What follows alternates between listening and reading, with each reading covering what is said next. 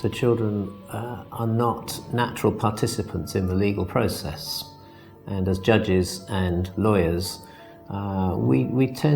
traditionally we've tended to exclude them from the process. Les décisions juridiques que nous prenons ont souvent des répercussions assez dramatiques, notamment en droit de la famille, sur l'existence même des enfants et sur leur bien-être.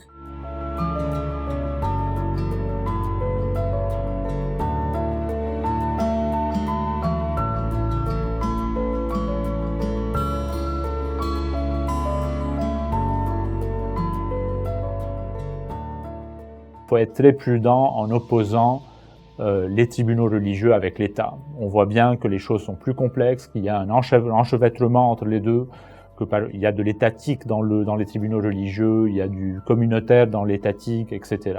Donc les frontières entre les deux ordres de juges et de tribunaux sont beaucoup plus poreuses, beaucoup plus ambiguës que ne le laisse penser parfois le discours public où on oppose juge religieux, juge étatique. Les choses sont plus nuancées.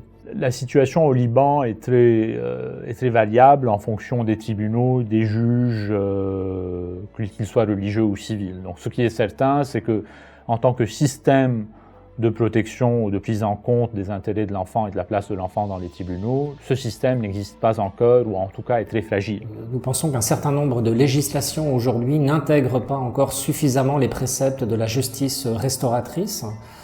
Nous pensons qu'il y a encore des progrès à faire en matière de participation de l'enfant dans les procédures judiciaires. Aujourd'hui, les différents systèmes juridiques ne collaborent probablement pas suffisamment. L'objectif de Terre des Hommes, à la fois au Liban, mais aussi dans les différents pays dans lesquels nous travaillons, est véritablement d'amener les acteurs de la justice, quel que soit le système juridique qu'ils représentent, à davantage collaborer, à davantage échanger sur leurs expériences et à peut-être trouver des solutions afin d'améliorer la participation de l'enfant et à faire en sorte que l'intérêt de l'enfant soit véritablement au cœur des décisions judiciaires.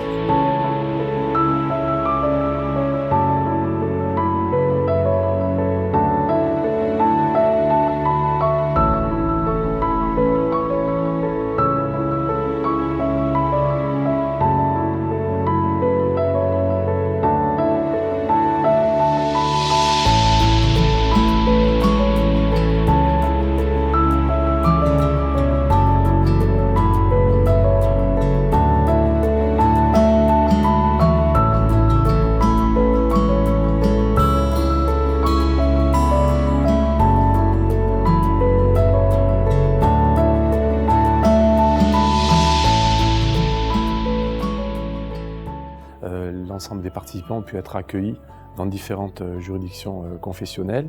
Et ce qui était particulièrement intéressant, c'est que les juges, les experts, les participants présents ont pu voir et assister à des audiences de contentieux familial et, je dirais, s'imprégner un petit peu du fonctionnement de cette justice.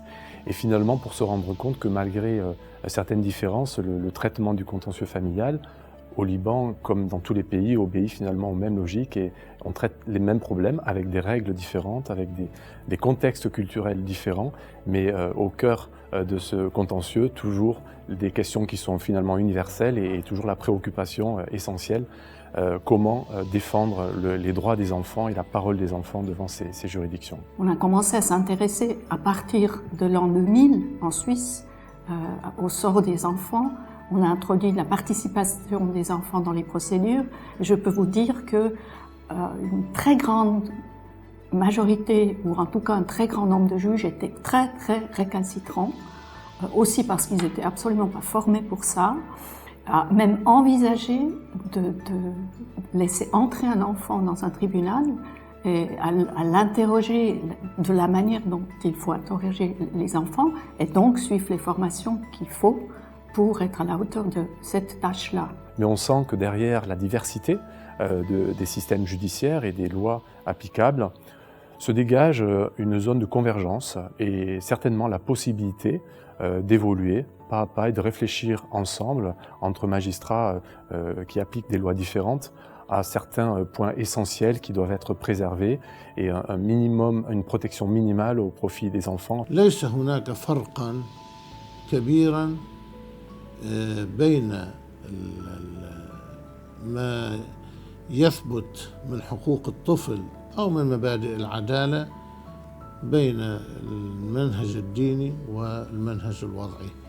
هناك تلاقي كبير وتقاطع كبير. أما بالنسبة إلى مبادئ العدالة قد لا أكون مبالغا إذا قلت أن هناك تطابق وليس تقارب.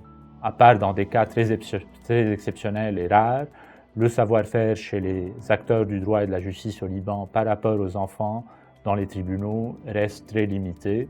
Pour vous donner un exemple, même quand on écoute l'enfant dans tel ou tel tribunal, les avocats le disent souvent, quand on observe les audiences, il est très fréquent de voir que cette écoute de l'enfant se fait d'une manière parfois très cavalière, où les juges peuvent, même quand ils ont de très bonnes intentions,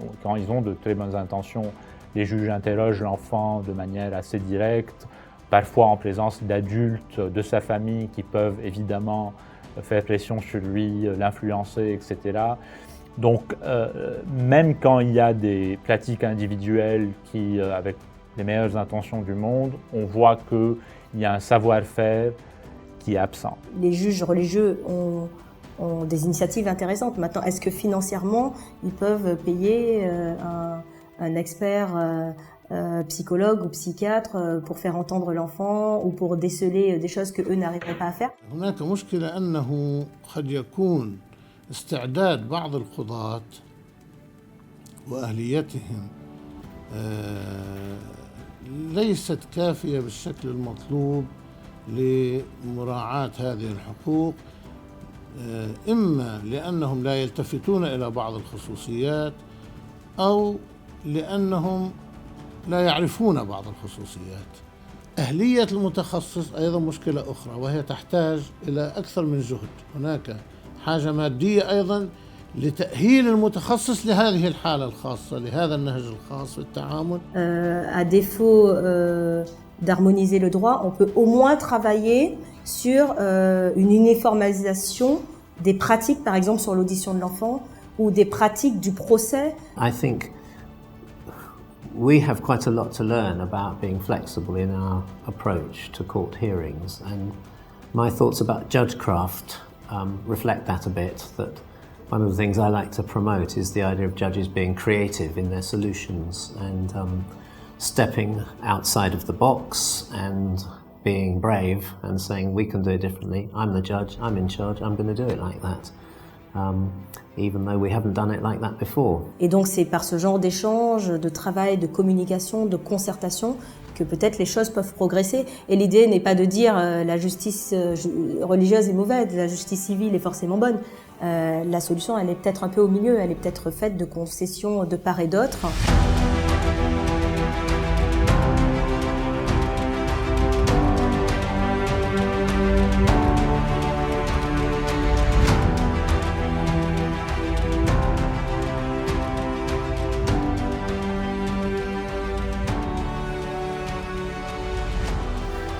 L'action développée par Terre des Hommes était d'autant plus intéressante qu'elle permettait d'associer à la justice civile les justices confessionnelles qui jouent un rôle essentiel au Liban et de nourrir un dialogue entre les juges civils et confessionnels extrêmement riche. هذه الجمعية الكريمة جمعية تير ديزوم وجدت لها هذه الخصوصية: الوضوح، البساطة في التعاطي، الشفافية في التعاطي التي تولد الثقة. Le travail que fait des hommes est assez exceptionnel parce que rares sont d'habitude les organisations non gouvernementales, que ce soit sur l'enfance ou d'autres questions, qui mènent un travail de recherche aussi sérieux, aussi exhaustif comme le fait Terre des Hommes sur les tribunaux religieux au Liban, mais aussi sur le droit coutumier, dans d'autres projets. Mettre ensemble les juges religieux pour réfléchir sur la question de l'enfant dans le cadre d'un même atelier est déjà un événement assez important et exceptionnel. En plus, quand vous les mettez ensemble avec des juges civils de la famille, donc des tribunaux civils de la famille, là, vous avez un mélange, un collectif qui est rarement visible au Liban. Ici, on voit bien que au-delà des clivages idéels, idéologiques, politiques, entre partisans d'un droit de la famille sécularisé et partisans d'un droit de la famille religieux. On voit que le centre, cette fois, ce n'est plus ces questions politiques-là, mais aussi la question de l'enfant et de ses intérêts. Et c'est en produisant ce type de connaissances, en comprenant ce qui se passe réellement dans les tribunaux civils et religieux par rapport à l'enfant, que l'on peut espérer commencer à changer les choses, et non pas en se cachant derrière des positions idéologiques ou politiques qui malheureusement empêchent la véritable compréhension de ce que traversent les enfants aujourd'hui dans les tribunaux libanais, religieux ou civils. مجالات التطور بعدالة الأطفال أو بالمحاكم اللي تعنى بهالموضوع هي صدور بروتوكول مشترك. هدف البروتوكول تطوير عمل المحاكم الكنسية بما يخص عدالة الأطفال وحقوق الطفل، ونحن بهمنا كثير أنه ما نفوت بروتين عمل قضائي معين يروح عشرات السنين ويضل مثل ما هو. هيدي الخطوة أنا بعتبرها خطوة تطويرية. Ce que nous attendons à l'issue de cette rencontre, c'est de démontrer qu'il est possible de rassembler les différents acteurs de justice. Ce que nous souhaiterions à l'issue de cette rencontre, c'est éventuellement de stimuler des réflexions et de stimuler des initiatives au niveau régional, au Moyen-Orient. Effectivement, le Liban connaît 18 confessions différentes, donc on est en présence d'une extrême diversité. Dans les autres pays de la région, la diversité est moins importante, mais la problématique est souvent la même, de juges religieux, plus ou moins dépendants ou indépendants de l'État, qui appliquent un droit de la famille qui est d'origine religieuse. Donc il me semblerait tout à fait intéressant d'élargir dans le cadre d'une action plus régionale qui pourrait englober d'autres pays tels que la Palestine, la Jordanie et d'autres qui connaissent des situations aussi assez similaires sur le plan du traitement de ce contentieux familial.